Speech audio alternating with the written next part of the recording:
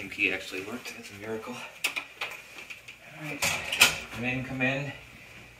Actually don't have a lot of time to get unpacked before you have to get over to the drive-in. I think the meeting is over there with the DVDs and everything.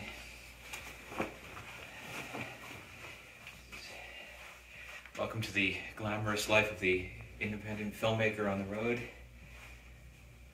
This is indie filmmaking, the reality. Let's get a little light in there.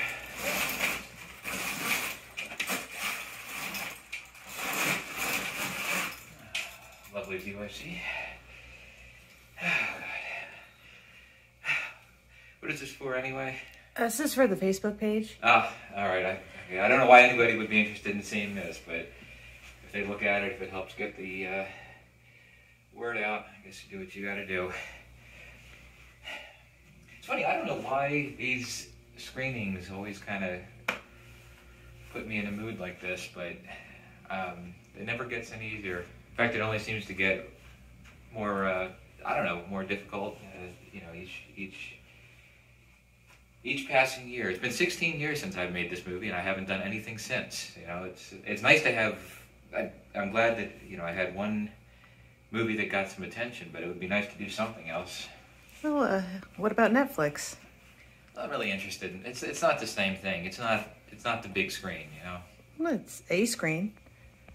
Yeah, that's just not the same thing to me. It's TV. It's not cinema.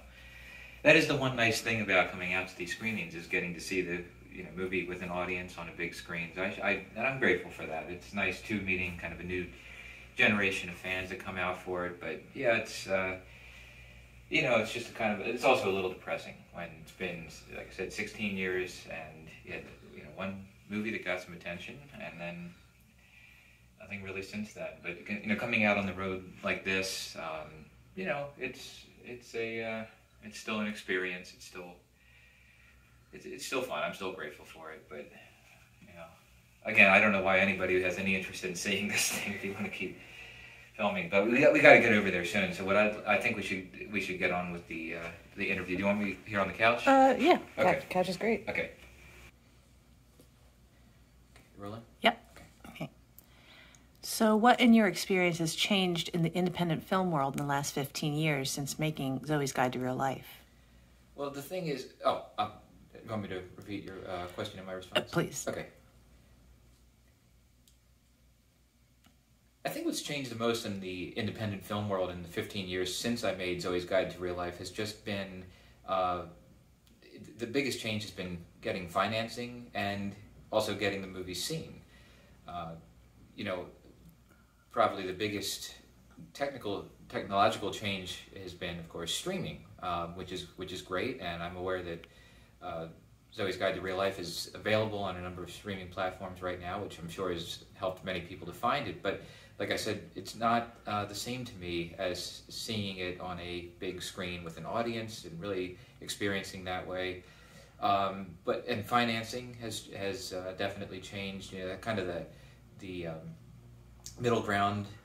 mid-budget of independent films has really dropped out. And I think that's also largely due to streaming. I think a lot of those productions have moved over to that type of format, which is fine. It just doesn't interest me. Like I said, it's not the same thing to me as making a film for the big screen, making a film for an audience to watch at the same time. And it's tough because, like I said, it's been 15 since the film was released, but 15 years since I've been able to get anything made. But I have. It's not that I haven't been working on developing scripts and ideas. I have a script for a new comedy that I'm trying to get made. Called "Waiter, There's a Man in My Bed," which I hope to be able to make soon. But we'll see. I keep hoping that with sort of the renewed interest in Zoe's Guide to Real Life that it might open some doors there. But I think it's just the whole landscape has changed so much that finding that kind of financing is just getting more and more difficult unless you go over to streaming. But the thing to me is that, of course, this past year has been an exceptionally difficult one for movie theaters, for the theatrical experience. I think there's there's even speculation about, will theaters survive? Will they bounce back? And my answer to this, I definitely go through periods where I feel like the situation is very bleak, and I worry that because of the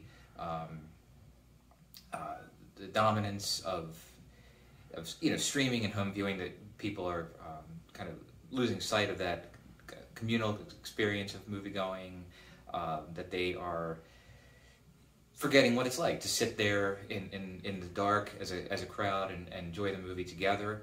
But I don't think that watching films at home can really be a substitute for that. I think with this model of everybody kind of isolated and hooked up to their computers, I don't think it can be a substitute for the theatrical experience, and that's why, like I said earlier, I do get discouraged.